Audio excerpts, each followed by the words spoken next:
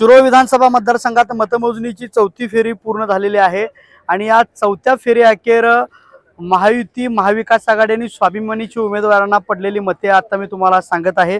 चौथ्या फेरी अखेर महायुतीचे राजेंद्र पाटील यड्रावकर यांना 25,970 मते मिळालेली आहेत।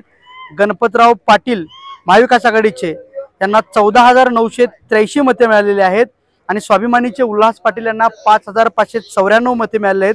एकूणच महायुतीचे राजेंद्र पाटील यड्रावकर हे चौथ्या फेरी अखेर 10,987 मतांनी आघाडीवर आहेत आणि या चौथ्या फेरीपासून या तालुक्यातल्या मतदानाच्या दृष्टिकोनातून महत्त्वाच्या मानल्या जाणाऱ्या जयसिंगपूर शहराची मतमोजणी सुरू झालेली आहे।